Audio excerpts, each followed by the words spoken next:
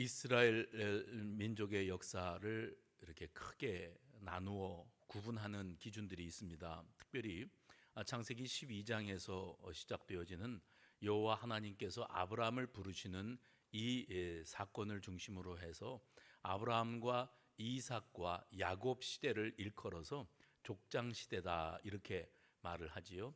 작은 가족 단위, 부족 단위로 저들이 이동하고 생활했던 그런 때를 족장 시대라 그렇게 말을 합니다.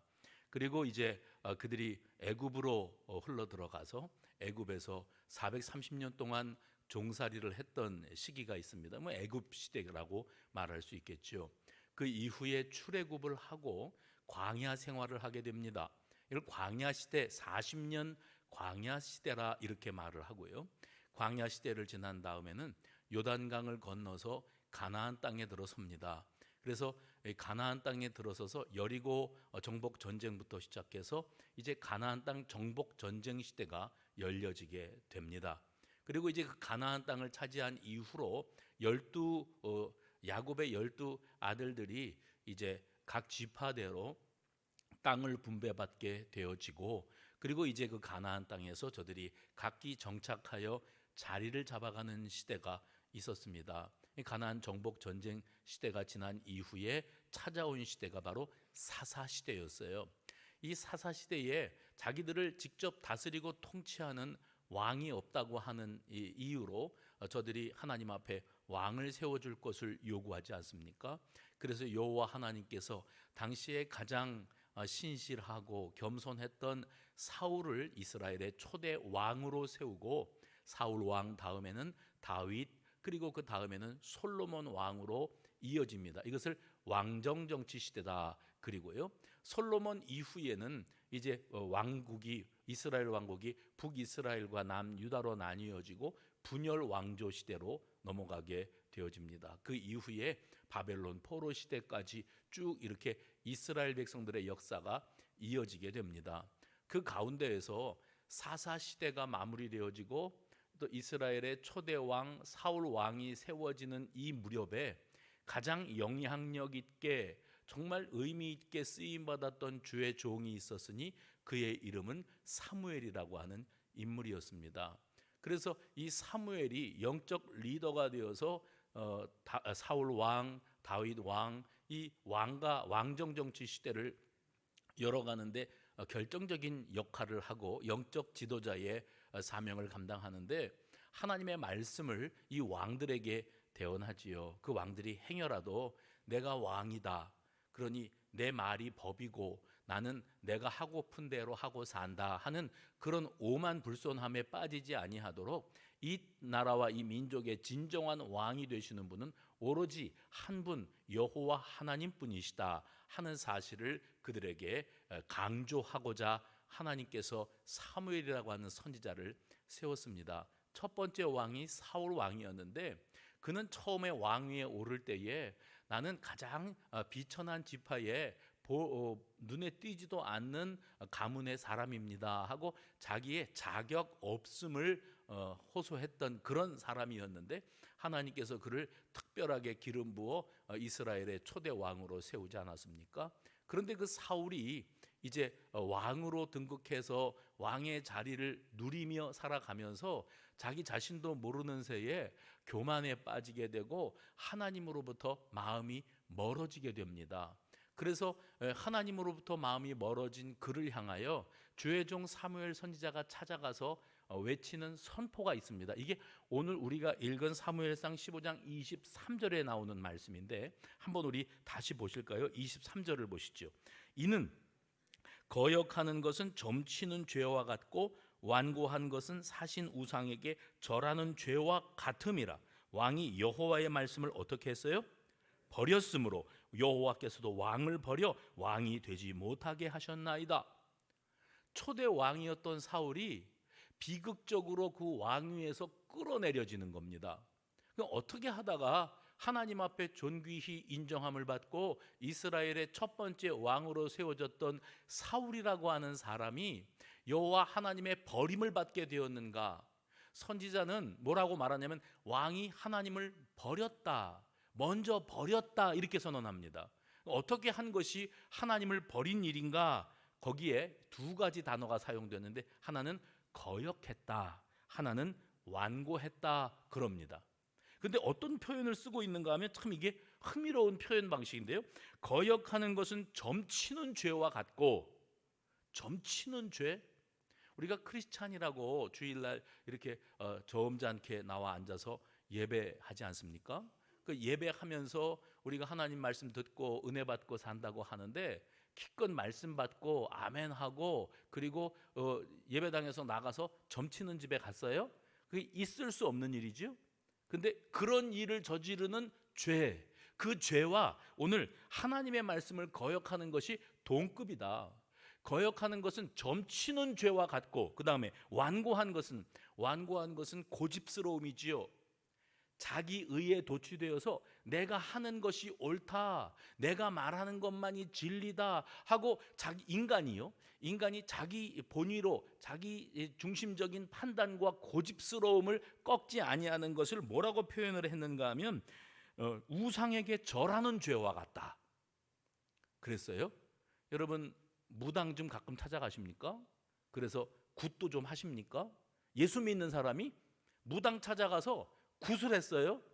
말도 안 되지요. 있을 수가 없는 일이죠. 그런데 그런 수준의 신앙생활을 하고 있는 어떤 인간이 있다면 오늘 하나님의 말씀을 거역했다. 뭐 거역하는 게 뭐 그렇게 심각한가? 뭐 사람이 살다 보면 거역할 수도 있고 불순종할 수도 있고 완고할 수도 있지. 그게 아니라 하나님이 뭐라고 말씀하셨는데 그 말씀을 심각하게 듣지 않아요. 신중하게 받아들이지 않고 완고하게 내 고집을 바탕으로 해서 내 속에 똘똘 뭉쳐져 있는 자아가 있는데, 그런데 천하없는 하나님의 말씀이 선포되어도 아멘까지는 해준다니까요. 아멘까지는 해주는데 그렇게 살 생각 전혀 없음. 이게 뭐라 하냐면 완고함이라 그랬어요. 그러면 그렇게 살 생각이 없는데 그냥 주일날 나와서 한번 들어보는 거죠. 그리고 좋은 말씀 들었다. 그리고 돌아가면서 무당집을 찾아갔어요. 그리고 구술했어요. 예수 믿는 아무개가 그거하고 똑같은 일이다. 완고한 것은 점치는 것과 똑같은 것이다. 거역하는 것은 이렇게 표현을 하는 겁니다. 엊그저께 저 고등학교 친구 하나 있는데 오랜만에 연락이 닿아가지고 진짜 반갑게 한번 만났거든요. 근데 이제는 뭐 1년에 한두 번 카톡으로 대화나 나눌까 하는 이제 그런 관계로, 왜냐하면 캐톨릭 신자예요. 그래서 이 친구가 목사가 돼 있는 것을 예전에 저도 그 친구 성당 다닐 때 성당에 한번 가져본 적이 있고 그 친구도 우리 교회에 한번 와줘 본 적이 있고 친구니까 그런 적이 있었는데, 이번에 카톡 프로필 사진을 바꿨길래 제가 먼저 말을 건넸습니다. 잘 지내냐 하고 말을 건넸더니 친구가 금방 답이 오기를 건강은 좀 어떠냐 이렇게 왔어요. 그러면서 내가 니네 교회 인터넷 홈페이지에 들어가서 가끔 네가 강연하는 것도 들어본다 그래요. 그래서 제가 강연하는 거를 들어본다고 하는 그 뉘앙스가 뭐냐면 친구가 이제 좀 건강이 안 좋다는 것을 아는데 아직 살아있나? 그거를 이제 체크하기 위해서 홈페이지에 들어와서 아직도 강단에서 강연을 하고 있는가, 그것을 이렇게 슬쩍 보고 아직 살아있네? 그러고서 이제 나온다는 거예요. 그래서 제가 강연하는 것을 확인만 하지 말고 강연 내용도 좀 들어보면 좋은 텐데 그랬어요. 그랬더니 강연 듣는 건 난 모르겠고 그냥 네가 잘 지내는가만 확인하고 산다 그러더라고요. 제가 몇 주 전에 그 말씀 드렸죠. 주일날 예배당에 가는 것은 목사가 하는 연설 들으러 오고 강연 들으러 오는데, EBS 교육방송을 틀면 유명한 교수님들, 유명한 연설가들이 강연하는 거, 특강하는 거 얼마든지 들을 수 있습니다. 그리고 그들은 말도 참 잘합니다. 재미있게 합니다. 그런데 주일날 우리가 강단에 서서 외치는 주의 종의 메시지를 들을 때 강연이나 연설로 듣고 그 뭐 수긍이 간다, 좋은 말이다. 그러나 나는 또 내가 하던 대로의 삶이 있으니까 나 하던 대로 하고 살란다. 그리고 갈 것 같으면 그러면 이것은 아무 의미가 없는 거죠. 바라기는 오늘 이 말씀이 선포될 때 저 앞에 서 있는 어떤 사람이 하는 소리가 아니라 하나님이 내게 말씀하고 계신다. 그래서 이 말씀이 무게감 있게 어떻게 해요? 신중하게 어떻게 해요? 깊이 있게 어떻게 해요? 그렇게 좀 무게감 있게 내 삶에 영향이 있고 내 삶이 그 말씀으로 말미암아 새로운 결단으로 뭐 획가닥 뒤집어질 수도 있겠지만 그거는 아니라고 할지라도 내가 이거 실제 그냥 듣고만 마는 게 아니라 삶 가운데에서 좀 변화가 필요하고 결단이 필요하고 실천이 있어야 되고 아주 작은 것부터라도 내가 시도를 해야겠다. 그리고 실제 시도에 들어가야 그게 사람이 하나님의 말씀을 받은 거지. 뭐 다 아멘은 내가 해준다니까 아멘 아멘 알아들었다고요. 그런데 실제로 나는 그냥 하던 대로 나 살 거라고요 한다면 뭐라고 말했어요? 거역하는 것은 점치는 죄와 같고 완고한 것은 사신 우상에게 절하는 죄와 같다. 이 말을 들었던 사람이 누굽니까? 이스라엘의 첫 번째 왕이었던 사울 왕입니다. 이 사울 왕이 왕위에 올랐을 때 2년이 되었을 때에 어떤 일을 하는가 하면 자기 친위대를 3,000명의 군사들로 구성합니다. 그러니까 군사 조직이 있는데 별동대로 3,000명의 별 군사를 모집을 하는데 2,000명은 자기의 근위대로 쓰고 1,000명은 자기 아들 요나단에게 맡깁니다. 그런데 문제는 요나단이라고 하는 이 아들이 1,000명의 군사를 이끌고 블레셋 사람들의 경계 병력, 블레셋 사람들 국경에 있는 경계 병력들을 급습해 갖고 치는 일이 있었어요. 안 그래도 사이가 좋지 않았던 두 나라인데 이스라엘 나라가 먼저 블레셋을 건드린 겁니다. 그래서 이제 전쟁 상황에 일촉즉발의 상황에 있었던 이 두 나라가 드디어 본격적인 전면전에 들어가게 됩니다.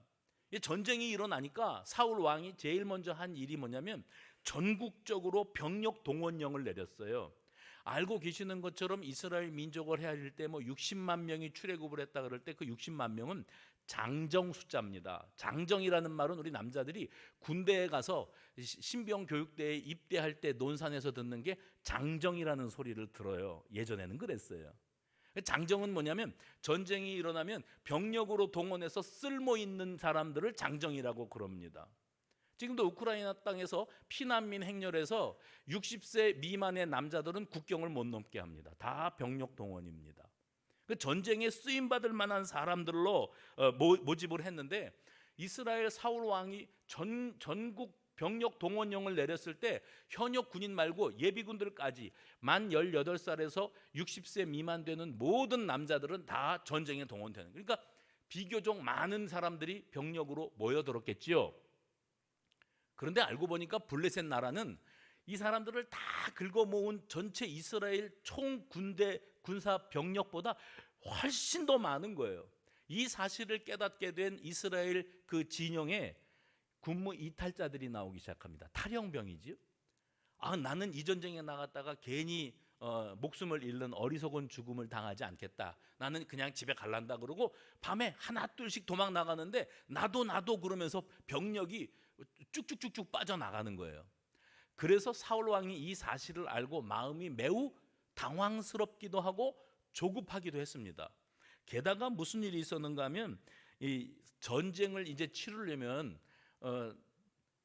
사무엘 제사장이 와서 이 먼저 하나님 앞에 제사를 드려야 그 다음에 본격적으로 전쟁에 돌입할 수 있는 게 이스라엘 민족에게 하나님이 주어지신 규례였어요. 이 규례를 지켜야만 하는데 사무엘에게서 온 전갈이 일주일 안에 내가 간다 그랬거든요. 그래서 일주일을 기다리는데 하루가 아마 한 달, 1년같이 느껴졌을 거예요. 왜 이렇게 안 오냐? 사무엘이 빨리 와서 제사를 집례해 줘야 우리가 지금 남아있는 숫자를 가지고라도 전쟁에 돌입할 텐데 왜 제사를 집례해야 될 사무엘 선지자가 안 오냐? 일주일이 지났어요. 지나도록 안 오니까 사울 왕이 급한 마음에 13장 9절에 보면 번제와 화목 제물을 이리 가져오라. 그리고 자기가 번제를 드려버렸습니다. 그런데 사울 왕이 자기가 해서는 안 될 제사 행위를 임의로 지낸 이후에 사무엘이 그곳에 도착했어요. 그리고 사무엘이 뭐라고 말을 하는가 하면 왕이 행하신 것이 무엇이냐 이랬습니다. 왕이 행하신 것이 무엇이냐라고 표현이 됐지만 우리가 이해하기 쉽게 바꿔 말씀드리면 지금 뭔 짓을 하신 겁니까? 이렇게 물은 거예요. 그때에 사울 왕이 변명을 늘어놓는데 제일 먼저가 뭐냐면 첫 번째는 백성들이 흩어지기 시작하고 있었고 가만히 있을 수가 없었다는 거예요. 두 번째는 당신이 일주일 안에 오겠다고 하고 오지도 않고 있었고, 그리고 세 번째는 블레셋 사람들은 믹막스에 모였음을 내가 보았으므로 전쟁이 임박했고 제사는 드려야 되는데 제사 집례해야 될 당사자가 오지 않았고, 그리고 우리 병력들은 다 하나둘씩 빠져나가기 시작하는데 더 시간을 지체할 겨를이 없어서 내가 거기 뭐라고 표현되냐면 부득이하여, 해볼까요? 부득이하여 어쩔 수 없었다는 거예요. 선택의 여지가 없었다는 거예요. 상황이 나를, 내가 왕으로서 이건 월권행위, 집리할 자격이 나에게 없는 걸 나도 알지만 상황이 나로 하여금 이런 불가피한 선택을 할 수밖에 없게 몰아갔다. 그래서 내가 그렇게 한 것이다.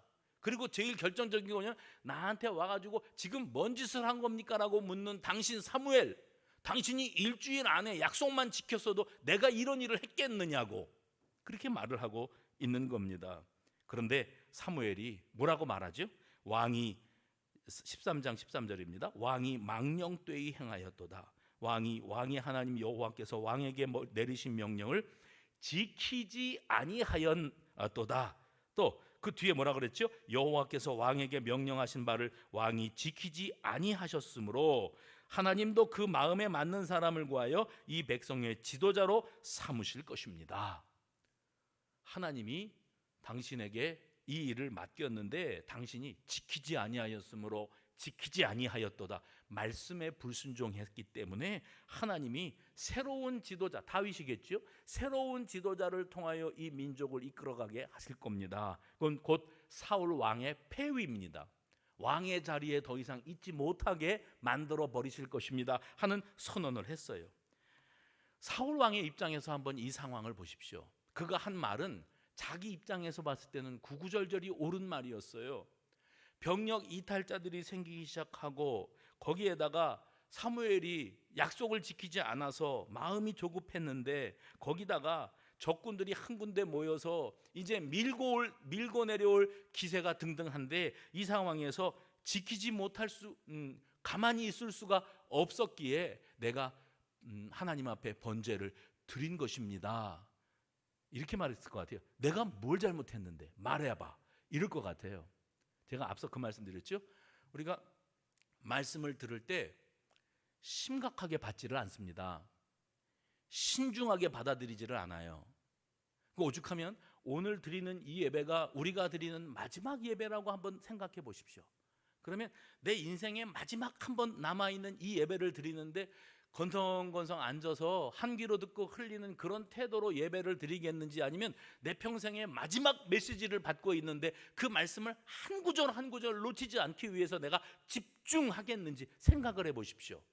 그런데 오죽하면 우리 모두가 신앙생활을 한다고 하면서도 아멘만 남발할 뿐 나가는데 아이고 오늘 말씀이 좋았다고 은혜 받았다고 하는 소리는 하는데 제가 사실 그 말을 믿을 수가 없어요. 왜냐하면 그런데 그렇게 은혜가 됐는데 감동이 있고 찔림이 있었는데 삶은 변화되었냐는 거예요. 삶이 달라졌냐는 거예요. 그러니까 우리도 이렇게 가볍게 말씀 받고 예배드리면서 신앙생활이라고 하고 있는데 아까 서두에 나왔던 그 말씀 보면 그렇게 말씀을 업수히 여기고 가볍게 부담 없이 듣고 지나가는 것은 곧 점치는 죄와 같고 우상에게 절하는 죄와 똑같다. 그 급이 같다는 거예요. 그러니까 우리 신앙생활이 아예 예수 안 믿는 사람들이 헛짓하고 있는 거하고 큰 차이가 없다고 선언하실 만큼 심각하다는 거죠. 과연 저와 여러분은 하나님의 말씀을 전하고 받으면서 얼마나 이 일을 심각하게 받아들이고 있는가? 태초에 하나님이 천지 만물을 창조하셨을 때 아담과 하와를 두셨는데 저들이 하나님께서 말씀하시기를 동산에 있는 각종 나무의 실과는 너희가 임의로 먹되 너희 마음대로 해 하고픈 대로 다 너희들이 선택하고 마음에 가는 대로 해도 돼. 그거는 그러나 단 동산 중앙에 있는 선악을 알게 하는 나무의 열매는 먹으면 안 돼요. 거기에 임의로가 거기에서 빠졌어요. 임의로 먹으면 안 돼요. 함부로 내가 판단하고 결정하면 안 되는 영역이 있는 거예요. 근데 인간은 우리가 스스로를 잘 알지만 하지 말라 그러면 왜 그렇게 또 하고 싶어요? 안 된다 그러면은 왜 안 되는지 그걸 왜 이렇게 따지고 싶어요? 인간이 이런 본성을 가지고 있다는 사실을 하나님이 모르시지 않습니다. 예전에 그 관찰 예능, 요즘에는 뭐 대세입니다. 뭐 어느 프로그램, 어느 방송을 봐도 관찰 예능이에요. 그러니까 먹고 살기 쉽죠. 찍어 놓고 자기들은 스튜디오에 앉아가지고 남들이 찍어 놓은 영상 보면서 히히덕거리면서 시간 보내는 거예요. 근데 이 관찰 예능의 첫 단추를 꿰었던 프로그램이 MBC에서 했던 아빠 어디가? 라는 프로그램이었어요. 그래서 연예인들이 자기 아들 혹은 딸을 데리고 모여가지고서 시골에 다니면서 시골 생활하면서 뭐 여러 가지 에피소드를 만들어내는 장면들을 사람들이 이제 보는 거예요. 인기가 대단했습니다. 근데 제가 그 프로그램을 보면서 아주 그 인상 깊게 남아 있는 장면이 하나 있어요. 그게 뭐냐면 그 아빠들끼리 작당을 해가지고 방에다가 카메라를 이렇게 설치를 해놓고 그리고 자기들은 옆에 방에서 이제 보는 거예요. 아이들의 행동 거지를 보는 거예요. 근데 뭘 했는가 하면 실험이죠. 방에다가 아이들을 모아놓고 거기다가 걔들이 좋아하는 맛있는 과자 이렇게 산더미처럼 쌓아놓고 그 다음에 먹지 마, 기다려야 돼. 아빠가 와서 먹자 그럴 때까지 먹지 마, 기다려 그랬습니다. 애들이 다 예 했죠. 문을 닫고 나가니까 어떤 아이는요, 아빠가 먹지 말랬어, 기다리라고 그랬어, 그리고 과자를, 그 맛있는 과자를 앞에 놓고도 가만히 바라만 보고 있어요. 어떤 아이는 문 닫히는 소리가 나기가 무섭게 가서 푹 듣습니다. 그리고 과자를 맛있게 먹습니다. 그러니까 이 먹지 말라 해서 안 먹는 아이가 야, 아빠가 먹지 말라고 했잖아. 그랬더니 이 아이는 뭐라고 그러냐면 나는 먹을 건데? 나는 먹을 건데? 아빠가 와서 혼내시면 어떻게? 뭐 어때? 괜찮아. 그러니까 똑같은 아이들이 거기에 있어도 어떤 아이는 어떤 가정에서 어떤 가정 교육을 받고 얼마나 자기 절제력이 있고 예의 범절이 있고 사회성이 있고 이런 관계 속에서 교육된 아이이고, 어떤 아이는 아주 자유분방. 자유분방은 뭐냐면 뭐 예절용 멘트는 잘 해요. 그런데 실제로는 절대 그렇게 안 살아요. 뭉쾅 다치기가 무섭게 과자부터 푹 뜯어요. 그리고 먹어요. 뭐 어때? 우리들입니다. 아무렇지도 않아요. 말씀은 말씀이고, 그건 강연이고 연설이고, 착하게 살다가 좋은 데 가라는 이야기고 복 받으라는 얘기지. 요 정도 수준에서 들으니까 뭐 강연이지요 뭐. 근데 내 삶에 하나님이 들려주시는 음성이 무게감 있게 받아들여진 적이 없기 때문에 우리 신앙생활이 이렇게 맴돌고 있는 것은 아닌가.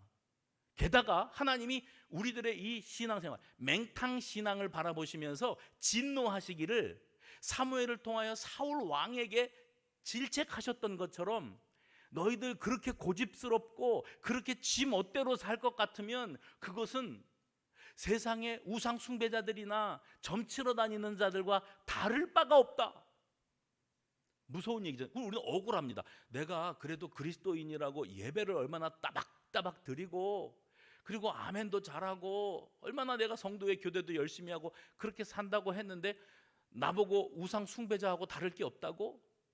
내가 너무 완악하고 고집스럽다고? 완고하다고? 억울할지도 몰라요. 사울 왕이 그랬습니다. 내 딴에는 한다고 한 거야. 그게 나는 열심히 한 거야. 하나님 앞에서 내가 할 수 있는 한 최선을 다했는데 이걸 가지고 내가 잘못했느니 이렇게 말씀하시면 나는 뭡니까? 이게 억울하게 되어지는 거예요. 사울 왕은 자기의 권력 남용과 월권 행위에 대해서 자기 나름대로 자기 합리화를 할 만한 내용들이 꽤 있었습니다. 그러나 하나님이 그 모습을 보면서 네가 망령되이 행하였도다. 망령되이 행하였도다. 근데 사울의 핑계의 중심에는 항상 뭐가 있었는가 하면 내가 부득이하여 그리하였나이다. 부득이하여. 그러니까 하나님 앞에도 정상 참작을 좀 해달라는 거예요. 세상을 사는 게 그렇게 간단치 않아요, 하나님. 그래서 이렇게 저렇게 뭘 나한테 요구하고 기대하시는 바가 있는 거를 내가 알지만 세상은 그렇게 가지고 살 수 없어요. 그러니까 제가 주일 예배용 말씀 받고 아멘 하는 거 거기까지고 일상생활용 그리스도인의 일상생활 적응용 삶의 태도는 전혀 다른 모습이어야만 된다는 것을 하나님도 좀 이해해 주셨으면 좋겠습니다. 이게 사울 왕의 입장만이 아니라 지금 우리들이 신앙생활을 하고 있는 현 주소라고 하는 말씀입니다. 그리고 하나님 이미 이렇게 살아온 걸 이제 와서 어떻게 하겠습니까? 이것도 사울 왕이 하는 말과 똑같아요. 그러면 하나님이 네가 그럴 만하다, 내가 다 이해가 된다 얘기를 들어보니 이게 아니고요. 하나님 단호하세요. 네가 망령되이 행하였도다. 여기에서 하나님 앞에서 버림을 받았다고 하는 선언을 들어야만 했던 그 비참한 인격이 바로 사울 왕이었습니다. 우리가 일상생활을 하면서 고의로, 아까 부득이하여 그랬잖아요. 고의로 일부러 마음 작심을 하고 하나님 말씀을 들어도 난 절대로 그렇게 살아야지 말아야지, 아니 거꾸로 가야지, 그러고 사는 사람은 없습니다. 일부러 그러는 사람은 없는데 화급한 순간을 만났을 때 내가 말씀 쪽으로 가지 않고 말씀 받은 대로 내 인생의 방향을 설정하지 않고 가장 지극히 인간적인 수완과 방법을 동원해서 내 인생의 갈 길을 결정해버리고 말더라는 거예요. 여기에 거침이 없더라는 거예요. 하나님은 뭐라 말씀하셨지?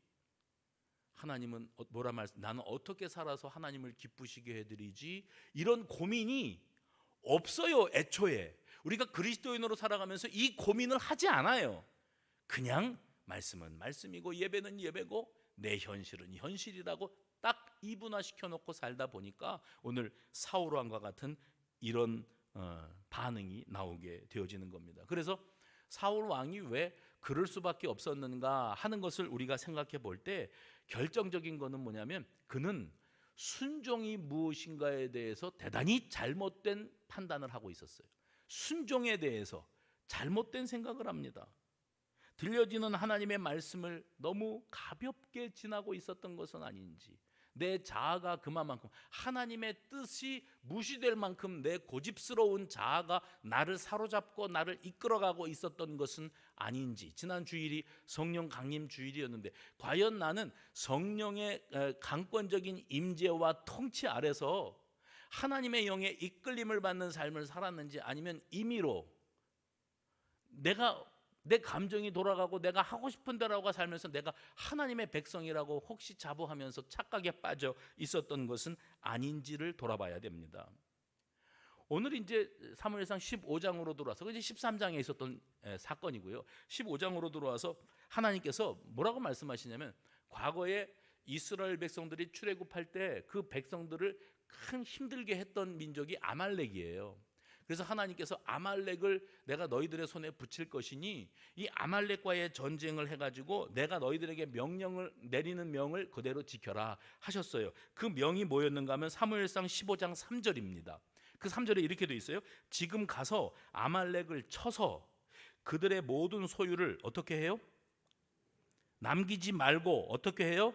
진멸하되 남녀와 소아와 젖 먹는 아이와 우양과 낙타와 나귀를 죽이라 하셨나이다. 이게 하나님이 내리신 명이었어요. 남기지 말고 싹 다 죽여라, 진멸하라, 불태워라. 그런데 여러분, 고대 그 근동에 전쟁 상황이 벌어졌을 때 이때의 전쟁 양식 가운데 어떤 게 있었는가 하면, 사람들이 이제 전쟁을 하다 보면은 이기는 쪽이 있고 지는 쪽이 있지 않습니까? 그러면 이기는 쪽이 지는 쪽, 자기네가 전쟁을 벌여서 이긴 쪽 사람들, 그 패배한 쪽 사람들을 노예로 끌고 가든지, 아니면 전리품, 그들의 재물을 약탈하든지, 아니면 그들이 재산 목록 1호로 치는 낙타, 뭐 소, 양, 나귀 이런 것들을 빼앗아 오든지 하면은 전쟁도 이기고 전리품도 챙기고, 그러다 보니까 이 고대 전쟁은 전리품을 챙기기 위한 것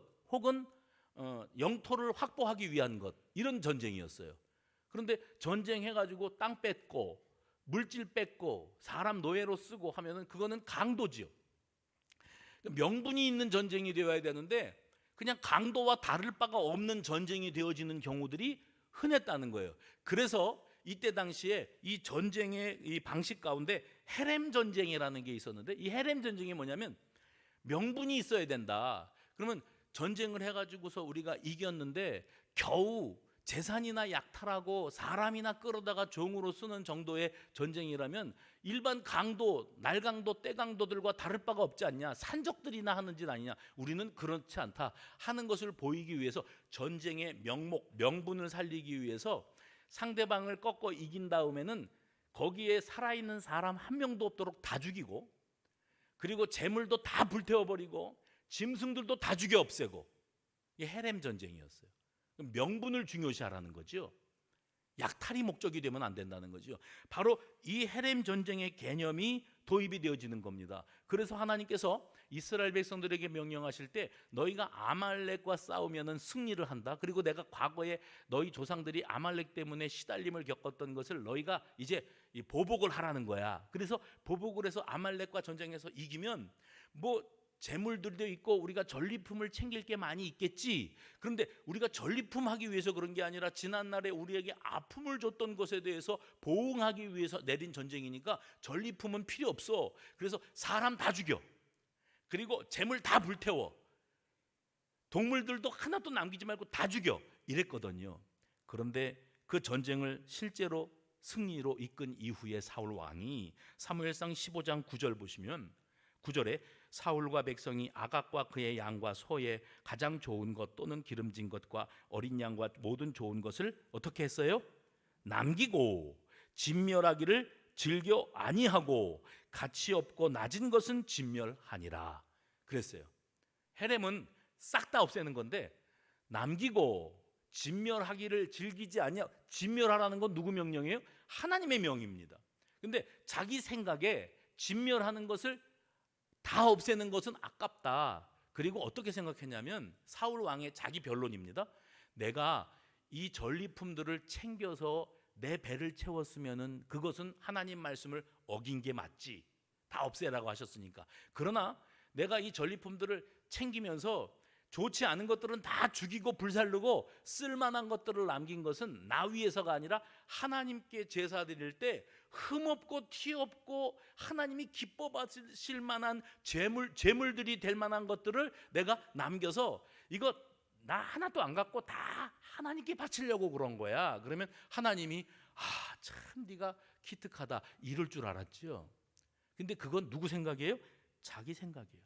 그냥 없애버리기에는 아깝다 하는 게 자기 생각이었어요. 그래서 11절 말씀이 나오는 거예요. 11절에 뭐라 그랬어요? 하나님이 내가 사울을 왕으로 세운 것을 후회하노니 그가 돌이켜 나를 따르지 아니하며 내 명령을 행하지 아니하였음이라 하신지라. 사무엘이 근심하여 온 밤을 여호와께 부르짖으니라.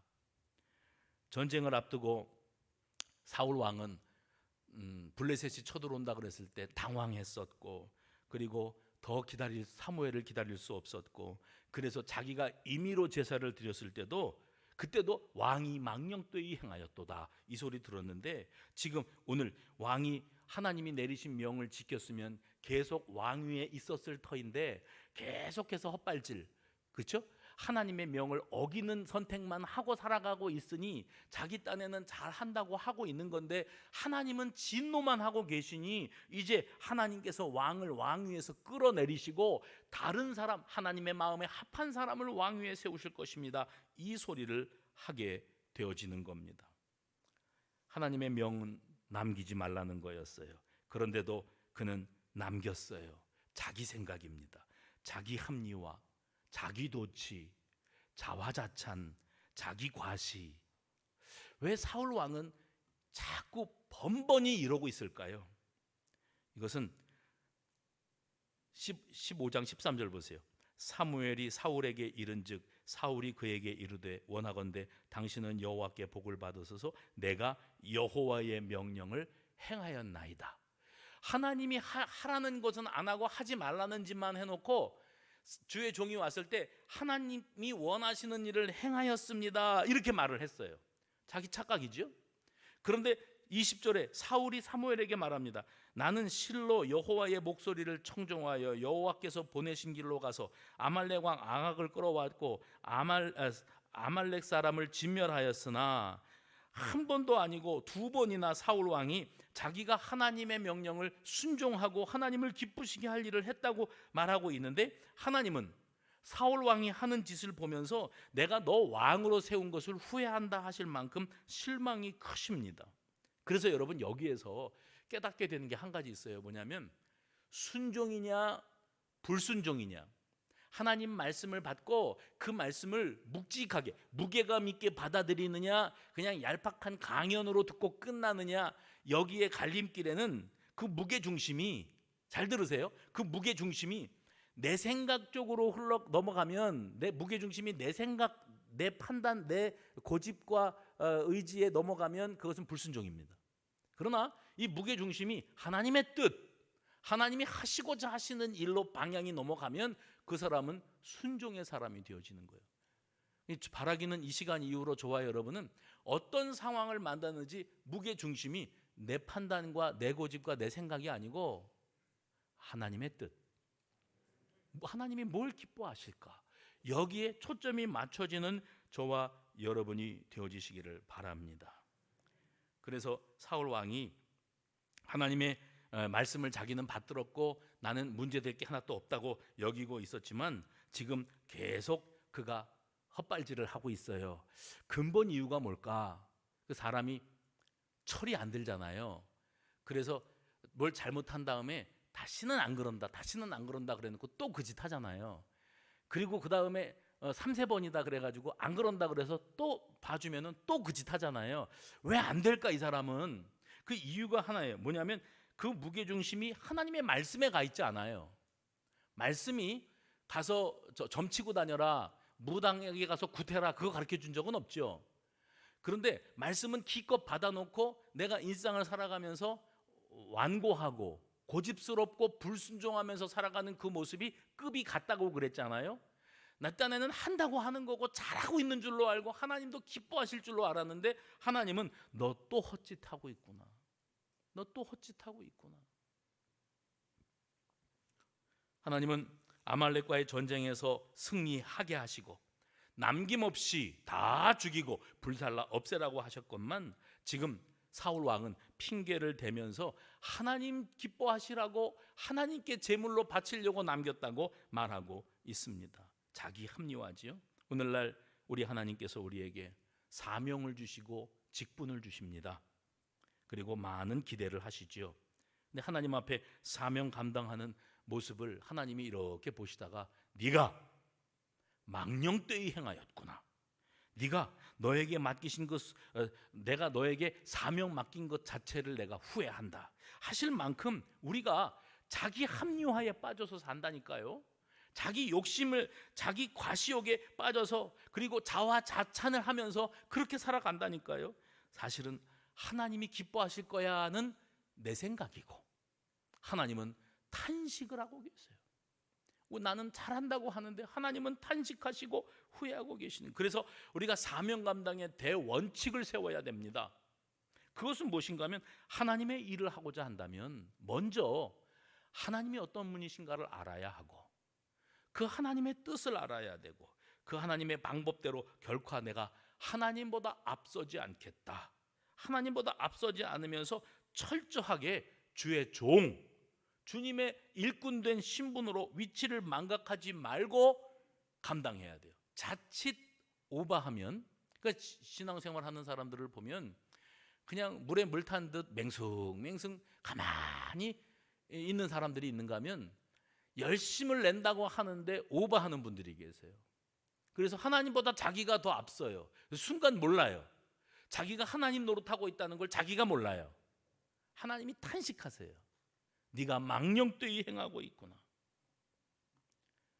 주님의 심부름꾼으로 주님의 종으로 일하고 있다는 사실을 한시도 잊지 말아야 합니다. 주님께서 우리에게 야 아무개야, 너 네 감정 따라서, 네 기분 따라서 네 자존심 세워가며 할 말 하지 말아야 할 말 구분도 못하고 그렇게 언제까지 그러고 살려느냐. 조급히 여기고 속단하고 네 마음대로 이게 하나님을 위하는 거라고 생각하며 뭔가 열심히 집중하는 거, 내게 직분을 맡긴 나보다 네가 더 앞서가고 있구나. 순종이 뭡니까? 하나님의 생각, 사람들이 내 생각을 따라줘야 됩니까? 하나님의 생각, 그 말씀 앞에 굴복이 되어지는 게 순종 아니겠어요? 사울이 저질렀던 오판은 지금도 교회 안에서 일어나고 있습니다. 창조 때에 아담과 하와에게 하나님께서 금하신 선악과, 그것은 네가 임의로 먹으면 안 돼, 임의로 하면 안 돼요. 사사시대, 지금 사사시대의 끝 무렵, 사울 왕시대, 왕정시대의 시작 무렵 아닙니까? 근데 사사시대의 특징을 다 알고 있잖아요. 그때의 사람들이 각기 자기 소견에 옳은 대로 행하였더라. 그 옳은 대로가 뭐냐면 자기 소견이에요. 내 생각에는 이게 옳아. 그건 자기 생각이에요. 피조물된 신분에서 내가 반드시 지켜야 될 선이라는 게 있습니다.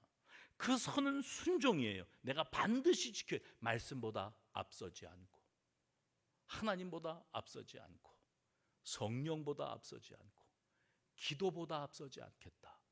이런 결단으로 나아가는 저와 여러분이 되시기를 바랍니다. 그래서 오늘 22절에 사무엘이 남겼던 유명한 말이 있는 거예요. 뭐라고 그랬습니까? 사무엘이 이르되 여호와께서, 같이 읽어봅시다. 저만 읽으니까 억울해서 안 되겠어요. 사무엘이 시작.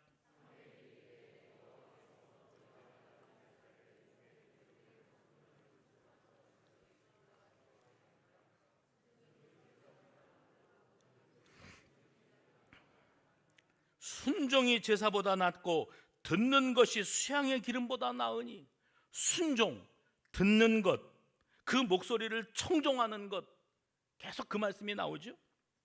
그리고 23절에 이는 거역하는 것은 점치는 죄와 같고 완고한 것, 고집스럽고 내 의에 도취되어서 하나님보다 앞서는 오바, 이 오바를 서슴지 않는 것은 우상에게 절하는 것과 수준이 같다. 이렇게 말씀하고 계세요. 그리고 그 다음 구절에 하나님을 거역하는 것과 자기 도취에 빠져서 고집스럽게 하나님보다 앞서는 행위를 하는 것은 여호와를 버린 것이다. 우리는 하나님밖에 없다고, 하나님 말씀 순종하고 하나님을 기쁘시게 하고 산다고 하면서 하나님을 버리는 그런 행위를 서슴지 않고 있지는 않는가, 스스로를 돌아봐야 됩니다. 주님을 보게 하소서, 나를 붙드소서. 그 다음에 가사가요, 내 뜻과 내 생각 내려놓고 주님 앞에 나 엎드려. 그 다음에요, 주의 음성 기다리니. 내 뜻과 내 생각은 내려놓고 주님 앞에 엎드려 주님의 음성 듣기를 기다리니. 우리가 그렇게 달라져야 될 사람들입니다. 말씀이 우습습니까? 말씀은 강연입니까? 연설입니까? 훌륭한 강사들은 세상에 세고 셌습니다. 여러분을 웃겼다 울렸다 할 사람들, 그런 재주 가진 사람들은 너무 많아요. 오늘 주님의 음성을 들을 때 내가 주님보다 앞서지 않겠습니다. 말씀보다, 기도보다, 성령보다 앞서지 않겠습니다. 주님 말씀하십시오. 제가 사울 왕이 자행했던 그런 오판과 오만의 병에 빠지지 아니하고 주님 앞에 온전히 순종하는 참 하나님의 자녀로 거듭나기를 원합니다 하는 결단이 있는 이 시간 되시기를 주의 이름으로 축원합니다.